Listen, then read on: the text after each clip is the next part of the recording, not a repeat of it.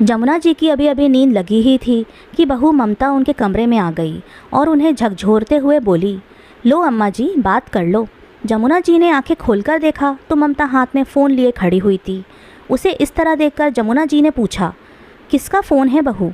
और किसका होगा, आपकी लाडली बेटी का है। जब देखो बस फ़ोन खुड़का देती है। ये भी नहीं देखती कि सामने वाला आदमी कोई ज़रूरी काम कर रहा होगा या कोई आराम कर रहा होगा। बिल्कुल भी नहीं सोचती कि किसी के आराम में ही खलल पड़ रहा होगा। जमुना जी के छोटे से सवाल पर ममता ने पूरा लेक्चर दे दिया। बहू, वो मेरी बेटी है, उसका दिल भी तो मेरे लिए दुखता ही होगा ना। अब मेरी तबीयत ठीक नहीं रहती है तो रोज़ फ़ोन लगा ही देती है, नहीं तो पहले कहाँ रोज़ फ़ोन करती थी।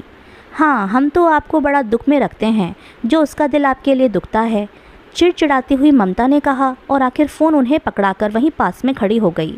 आखिर ये भी तो सुनना ज़रूरी था कि जमुना जी अपनी बेटी से क्या बात करती हैं। जमुना जी ने अपने कांपते हाथों से फ़ोन को अपने कानों पर लगाया और बोली, हाँ बिटिया, कैसी है तू? मैं ठीक हूँ अम्मा, तुम कैसी हो? बस बिटिया, अपनी ज़िंदगी के दिन गिन रही हूँ।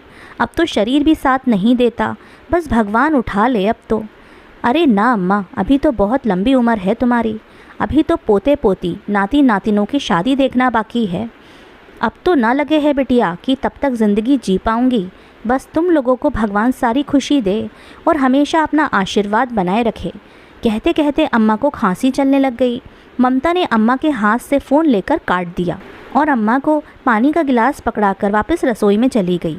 अम्मा ने जैसे तैसे अपने कांपते हाथों से 2 घूंट पानी पिया और गिलास रखने ही लगी थी कि हाथ से छूटकर गिलास गिर गया। अचानक गिलास गिरने की आवाज़ सुनकर ममता दौड़ी दौड़ी कमरे में आई। गिलास को ज़मीन पर गिरा देखकर जमुना जी पर चिल्लाने लगी, ये क्या है अम्मा जी, आपसे गिलास भी रखते नहीं बनता। गिरा दिया ना पानी और कर दिया ना फर्श गीला, अब मेरा काम फैला दिया। अब मैं घर का काम संभालूं या आपको संभालूं या आपके बिगड़े में काम संभालूं?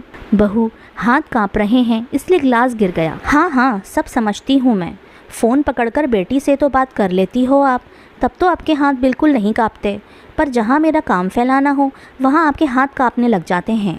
अरे घर में कौन सी नौकरानी लगी है, मुझे ही तो साफ़ करना है, तो कम से कम बहू की सुविधा भी देख लिया करो। बहू में भी जीव होता है।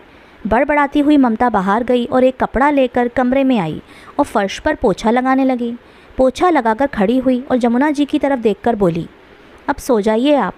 बिना जमुना जी की प्रतिक्रिया जाने ही ममता दरवाज़ा ज़ोर से पटकती हुई बाहर निकल गई। जमुना जी एकटक अपनी बहू को देखती रह गई, पर वो ज़्यादा कुछ नहीं कह सकती थी। आखिर रहना तो उन्हें उसी के साथ था। बेटा तो सुबह का गया, शाम को ही घर में आता था। दिन भर तो ममता ही होती थी उनके पास, इसलिए उसकी तेज़ ज़बान को भी जमुना जी झेल जाती थी। खैर, ममता तो शुरू से ही तेज़ स्वभाव की रही है, पर फिर भी जमुना जी ने सब कुछ संभाल लिया। पैसे टके के मामले में कभी भी अपने बेटे पर निर्भर नहीं रही। पति की पेंशन का पूरा सहारा था। जब तक जमुना जी के हाथ पर चलते थे तो वो अपनी बेटी वंदना को खूब बुलाती थीं, अपने हाथों से उसकी पसंद की चीज़ें खुद बनाकर खिलाती थीं। बहू अगर चिड़चिड़ करती भी तो सीधा जवाब दे देती थी, कौन से तुम्हारे पति के पैसे खर्च करवा रही हूँ, अभी तो मेरे पति की पेंशन आती है। अगर बेटी पर खर्च करती हूँ तो तुम लोगों पर भी खर्च करती हूँ। वो अकेली आकर खाती है क्या? तुम सब भी तो खा रहे हो ना, इसलिए हंगामा करने की ज़रूरत नहीं है। जमुना जी का जवाब सुनकर ममता चुप हो जाती, पर जब से जमुना जी बिस्तर पर आई हैं तब से ममता का व्यवहार और भी रूखा हो गया है। अब तो फिर भी जमुना जी लाठी के सहारे उठकर अपने नित्य कर्म तो कर लेती हैं, नहीं तो जब वो बिस्तर पर अपने कामों के लिए दूसरों पर मोहताज हो चुकी थीं, उस समय बेटी वंदना ने ही उनकी सेवा की थी। तब तो ममता आस पास भी नहीं फटकती थी। उन 10 दिनों में वंदना ने इस घर में रहकर जमुना जी की खूब सेवा की थी, लेकिन जैसे ही जमुना जी धीरे धीरे लाठी के सहारे खड़ी होने लगीं और अपने नित्य कर्म अपने आप ही करने लगीं, उसके बाद से ही ममता ने अपना व्यवहार वंदना के प्रति और रूखा कर लिया। आए दिन किसी न किसी बात पर वंदना से बहस करने लगी थीं, छोटी सी बात का बतंगड़ बना देती थी। अब तो जमुना जी को भी ममता की नज़रें बड़ी अजीब लगती थीं। पता नहीं क्यों वो सुबह और रात को सोते समय जमुना जी के पास ज़रूर आती थी और उनके गहनों पर सबसे पहले नज़र मारती थी, जबकि जमुना जी ने सिर्फ कानों के सोने के झुमके और पैरों में चांदी की पायल के अलावा कोई गहने नहीं पहन रखे थे। हाथों में सिर्फ लाख की चूड़ियाँ ही थीं। उस दिन करवा चौथ था। वंदना अपने मायके में ही मौजूद थी। वंदना अम्मा की तबीयत का सुनकर जल्दबाजी में तो आई थी, तो ढंग के कपड़े भी नहीं लाई थी, तो अम्मा के कहने पर उनकी अलमारी में से उनकी भारी सी साड़ी निकालकर उसने पहन ली। वो साड़ी जमुना जी के लिए ममता के मायके से आई थी। ये देखकर ममता गुस्से से आग बबूला हो गई और वंदना पर चिल्लाने लगी, किससे पूछकर तुमने अम्मा जी की अलमारी खोली? सब जानती हूँ मैं कि इस घर में क्यों रुकी हुई हो। अरे अम्मा की सेवा तो बहाना है, सब कुछ हड़प कर ले जाना चाहती हो अपने साथ, और पता नहीं क्या क्या निकाला होगा अलमारी से। उसकी बात सुनकर वंदना की आंखों में आंसू आ गए और वो बोली, भाभी अम्मा ने कहा था इसलिए पहन ली। सब जानती हूँ तुम्हारा तिरिया चरित्र, अम्मा को बातों में फुसलाकर सब कुछ अपने नाम कर लेना चाहती हो। बहू बस कर, क्या बोल रही है, तुझे पता भी है? एक साड़ी क्या पहन ली, उसमें इतना हंगामा कर रही है। मेरी चीज़ों पर मेरी बेटी का भी हक है। क्यों अम्मा जी, रहती तो आप हमारे साथ हो, फिर बेटी का काहे का हक? इसे तो मैं एक फूटी कौड़ी भी ना लेने दूँ। बस करो ममता, तुम्हें शर्म नहीं आती अम्मा से लड़ते हुए? अचानक माधव ने अंदर आते हुए कहा। माधव को देखकर ममता चुप तो हो गई, लेकिन घर का माहौल तो खराब हो ही चुका था। ये आए दिन का किस्सा होने लगा था। आखिर जमुना जी भी कब तक बर्दाश्त करती, खुद ही ऐसी स्थिति में थी कि ज़्यादा क्या ही बोलती, इसलिए उन्होंने वंदना को खुद ही जाने को कह दिया। खैर वंदना तो बेटी थी, उसे तो अपने ससुराल जाना ही था, इसलिए वो वापस अपने ससुराल चली गई। अब वो जमुना जी से फ़ोन पर ही बात करती थी, उसमें भी ममता चिढ़ जाती थी। कई बार तो वो जानबूझकर बात ही नहीं करवाती थी। खुद से भी कुछ होता नहीं है और बेटी वंदना को भी आने नहीं देती है। पता नहीं मन में क्या वहम पाल रखा है। ममता को ऐसा क्यों लगता है कि वंदना कहीं संपत्ति में से हिस्सा ना मांग ले और अम्मा मरने से पहले दे भी ना जाएं। बेटा माधव भी ज़्यादा कुछ नहीं कहता था, क्योंकि रोज़ घर की शांति भंग होने लगी थी, इसलिए अम्मा ने ही उसे चुप रहने के लिए कह दिया था। खैर जमुना जी अपने पलंग से जैसे तैसे उठीं और लाठी का सहारा लेकर बाथरूम की तरफ जाने लगीं, लेकिन पता नहीं क्यों आज पैर लड़खड़ा गए और वो ज़मीन पर गिर पड़ीं। अचानक कमरे में गिरने की आवाज़ सुनकर बहू कमरे में आ गई और जमुना जी को गिरा हुआ देखकर बोली, अरे अम्मा जी, क्या हाथ पैर तुड़वाने का इरादा है? यदि हाथ पैर टूट गए तो मुझसे तो नहीं होगी आपकी सेवा। जैसे तैसे झल्लाती हुई ममता ने जमुना जी को सहारा देकर पलंग पर बैठाया। पलंग पर लेटते ही जमुना जी ममता से बोली, बहू मेरे शरीर में बिल्कुल जान नहीं रही, कब मेरे प्राण पखेरु उड़ जाएं। एक बार वंदना को यहाँ बुला दे, मैं बस एक बार उसे देखना चाहती हूँ, उससे मिलना चाहती हूँ। ठीक है बुला दूंगी, कहकर जमुना जी को ममता वहीं छोड़कर अपने कमरे में आ गई। पता नहीं अपनी बेटी को क्या देने के लिए बुला रही हैं। मैं तो बिल्कुल फ़ोन नहीं करूँगी, मन ही मन सोचती हुई ममता ने वंदना को फ़ोन करना ठीक नहीं समझा। रात को माधव घर पर आया तो अम्मा के कमरे में गया। वहाँ अम्मा को सोता हुआ देखकर वापस बाहर आ गया। सुबह उठकर जब जमुना जी के कमरे में गई तो जमुना जी के प्राण पखेरु उड़ चुके थे, पर उसे इस बात का बिल्कुल मलाल नहीं था।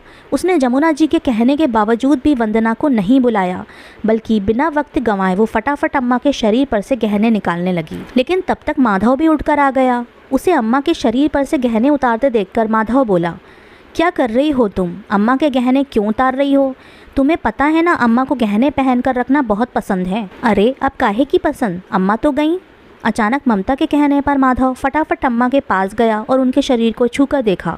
अम्मा का शरीर ठंडा पड़ चुका था, शायद काफ़ी देर पहले ही उनकी मौत हो चुकी थी। तुम्हें शर्म नहीं आ रही है? अम्मा के गहने निकालने में लगी हुई हो, बता नहीं सकती थी कि अम्मा अब छोड़कर जा चुकी हैं?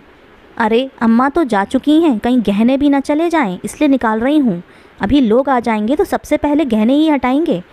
कौन लोग आकर हटाएंगे? माधव ने प्रश्न किया तो ममता उसे घूरते हुए बोली, तुम्हारी बहन, और कौन? वही एक है जिसकी नज़र है इन गहनों पर। इसके आगे माधव ने कुछ नहीं कहा, बस कुछ देर तक ममता की लालच भरी नज़रों को देखता रहा, जबकि ममता अपने काम में लगी रही। थोड़ी देर के बाद उसने वंदना और बाकी रिश्तेदारों को फ़ोन करके अम्मा के संसार से कूच कर जाने की खबर दी। जब क्रियाक्रम हो गया तो वंदना वापस अपने पति के साथ जाने लगी। तब माधव वंदना से बोला, वंदना तू तो इस घर की बेटी है, तुझे तो कम से कम 15 दिन यहाँ रुकना ही चाहिए। नहीं भाई, जिस घर से अम्मा ने खुद ही जाने को कह दिया था वहाँ मेरा रुकना ठीक नहीं है। फिर तुम तो सब कुछ जानते ही हो, अपने स्वाभिमान की रक्षा तो मुझे खुद ही करनी है। अब तो अम्मा भी नहीं रही, अब तो मेरा मायका भी ख़त्म। कहते कहते वंदना की आंखों में आंसू आ गए। माधव ने देखा कि ममता अपने रिश्तेदारों से घिरी बैठी है, पर एक बार भी उसने वंदना को सांत्वना नहीं दी। सच, आज वाकई उसकी बहन का मायका ख़त्म हो रहा था, पर फिर भी माधव ने भी वंदना को नहीं रोका। वंदना अपने पति के साथ बाहर आ गई। दोनों रवाना होने वाले ही थे कि इतने में माधव फिर वंदना के पास आया और एक छोटी सी पोटली उसे देकर बोला, ये अम्मा ने तेरे लिए दिए थे, ये ले जा। ये अम्मा का आशीर्वाद है, उन्होंने खुद अपने हाथों से मुझे दिए थे कि ये वंदना को दे देना। और रही बात मकान के हिस्से की तो नहीं भाई, मुझे कुछ नहीं चाहिए। मैं जानती हूँ कि आपकी स्थिति भी इतनी अच्छी नहीं है, आप तो ये अपने पास ही रखो। पर वंदना, ये गहने तेरे हैं, इस पर सिर्फ़ और सिर्फ तेरा हक है। इससे पहले कि तेरी भाभी के साथ रहकर मेरी भी नीयत ख़राब हो जाए, तू इन्हें ले जा। और रही बात मायके की, तो ज़रूरी नहीं कि तू यहाँ आए, मैं तेरे पास आ जाऊँगा, तेरे स्वाभिमान को ख़त्म नहीं होने दूंगा। मायके का आंगन न सही, भाई का दामन तो है। अपने भाई माधव की बात सुनकर वंदना उसके गले लगकर फूट फूट कर रोई। कुछ देर के बाद जब मन हल्का हुआ, तब माधव से विदा लेकर वंदना वहाँ से रवाना हो गई। वो दिन था और आज का दिन है। वंदना कभी अपने उस मायके के घर में नहीं गई। हाँ, माधव हर रक्षाबंधन और भाई दूज पर खुद अपनी बहन के घर आ जाता है। हालांकि ममता ने इस पर भी काफ़ी हंगामा किया था, पर माधव एक कान से सुनकर दूसरे कान से निकाल देता है, तो ममता धीरे धीरे अपने आप ही चुप हो गई। और रही बात उन गहनों की, तो ममता उन गहनों के लिए अपना सिर पीटती रह गई। जब माधव ने उसे ये बताया कि अम्मा ने मकान बेटे के नाम तो गहने बेटी के नाम किए थे, और गहने उसने खुद वंदना को दे दिए। तो दोस्तों, कैसी लगी आपको हमारी ये कहानी? हमें कमेंट करके ज़रूर बताइएगा। और यदि चैनल पर आए हैं तो इसे सब्सक्राइब किए बिना बिल्कुल भी मत जाइएगा।